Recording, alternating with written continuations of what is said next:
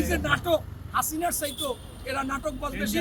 আজহারুল বলছে যে 24-এর পর যারা 71 বলবে তারা দেশের শত্রু, তাদের দেশ থেকে বের করে দিতে হবে। তাদের মওদুদি একটা লাঠি নিয়ে বলছে যে এই লাঠিটার যে ক্ষমতা হযরত মুহাম্মদ সাল্লাল্লাহু আলাইহি ওয়াসাল্লামের সেই ক্ষমতা নাই। যে জামাতের আমির 21শে ফেব্রুয়ারি শহীদ মিনারেও গিয়েছিল, স্মৃতিসৌধেও গিয়েছিল, সেখানে গিয়ে বলেছে যে এটা রাষ্ট্রীয় শিষ্টাচার, তাই উনি আসছে। এরা রাজাকার। এই জামাত হচ্ছে বাংলাদেশের মানুষ না, ওরা আলাদা একটা প্রজাতি। আমরা আগে একটা স্লোগান বা কথা বলতাম, বক্তব্য বলতাম যে আওয়ামী লীগের লজ্জা শরমে প্রিজারভেটিভ দেওয়া, ও জোতা দিয়া পিটাইলেও ওদের লজ্জা যায় না, মান সম্মান যায় না। এখন জামাত হইছে ডাবল প্রিজারভেটিভ দেওয়া, ওদের লজ্জা শরম বলতে কিছু নাই। আপনি বলেন যে মাদক মুক্ত সমাজ গড়ার জন্য একটা সমাবেশ হবে মাদক বিরোধী, আর সেইখানে যদি যে মাদক বেচে আর মাদক সেবন করে তাকে যদি আপনি ওইখানে সভাপতিত্ব করেন, তাহলে কেমন সফল হবে? আপনি যদি একজন খুনিকে নিয়ে যদি খুন সম্পর্কে সন্ত্রাসীকে নিয়ে সন্ত্রাস বিরোধী কাজ করেন, এইটা হইলে একটা হাস্যকর ব্যাপার। এই জামাত বিনিয়ে 3-4টা বক্তব্য আপনাকে আমি এখন দেখাইতে পারি আমার সেই পাচ্ছে। আজহারুল বলছে যে 24-এর পর যারা 71 বলবে তারা দেশের শত্রু, তাদের দেশ থেকে বের করে দিতে হবে। কত বড় খারাপ, কত বড় রাজাকার, কত বড় সাংঘাতিক, মানে এই বাংলাদেশ বিরোধী।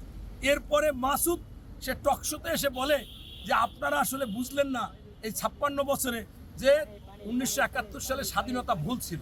তো এইরা বড় বড় নেতারা এই কথা বলে। এখন ওইখানে যে যায়, আপনি দেখেছেন যে জামাতের আমির 21শে ফেব্রুয়ারি শহীদ মিনারেও গিয়েছিল, স্মৃতিসৌধেও গিয়েছিল, সেখানে গিয়ে বলেছে যে এটা রাষ্ট্রীয় শিষ্টাচার, তাই উনি আসছে। মানে এইটাকে মাইনে নিতে পারে না, ওনার কলিজায় আঘাত লাগে। রক্তের দোষ, এরা যে দেশ বিরোধী ছিল, এটাই হচ্ছে মূল কথা। তাই আমরা স্পষ্টভাবে মনে করি যে আজকে যারা স্লোগান দেয় ওরা নির্লজ্জ। গতকালকে আপনি স্লোগান দেখেছেন, বিশেষ করে এনসিবির স্লোগানটা ভাইরাল হয়েছে। সেখানে নাসিরুদ্দিন পাটোয়ারি, এরপর সারজিদ, এরপর আপনার ওই আক্তার, এরা বেশ কয়েকজন ছিল, সেইখানে স্লোগান দিয়েছে রাজাকারের স্থানা এই জায়গায় হবে না, শহীদ মিনারের রাজাকার মেনে নেওয়া যাবে না।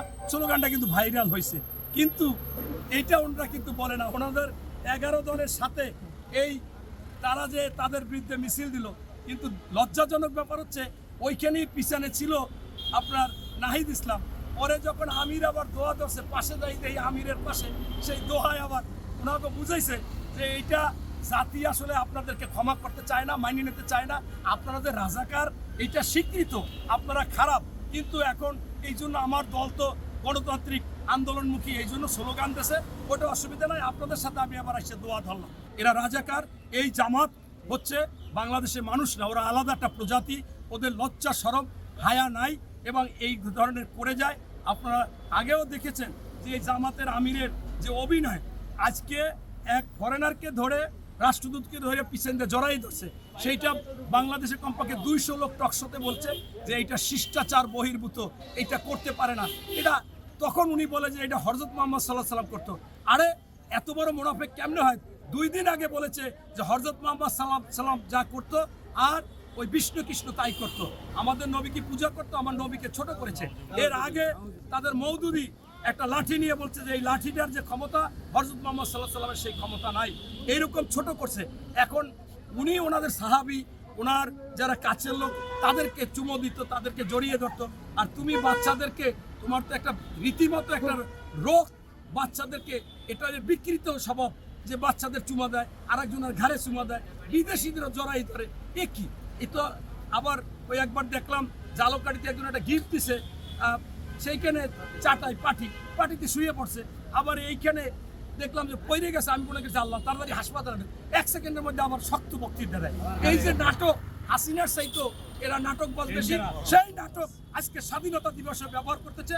আমি তীব্র নিন্দা ও ধিক্কার জানাই। দেশে দেশে সবার সাথে দ্য নিউজ।